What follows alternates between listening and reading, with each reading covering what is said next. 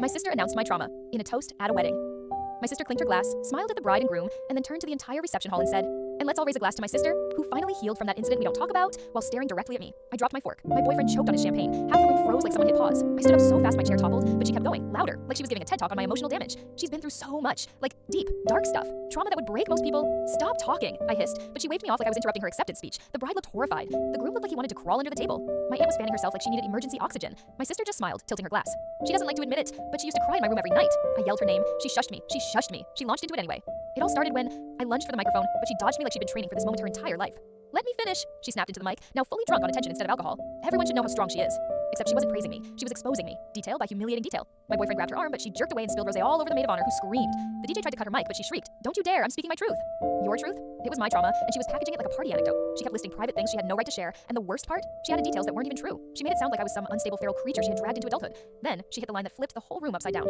And honestly, I don't think she'd be where she is today without me. I saved her.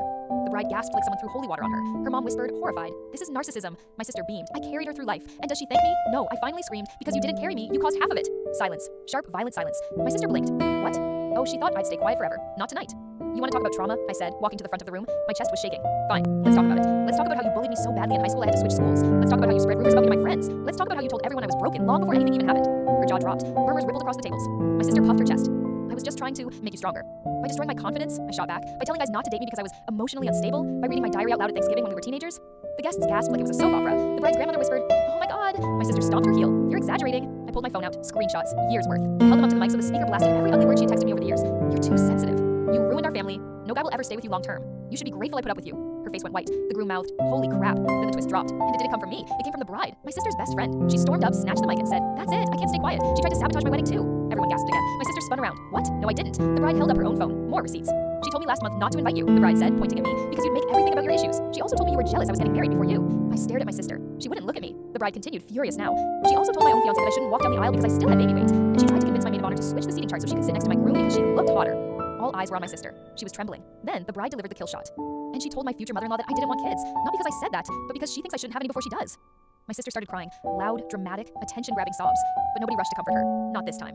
The groom looked at her and said, "You need help." My sister wailed. "I didn't mean any of it," I said, quietly but through the mic. "You always mean it. You just don't want consequences."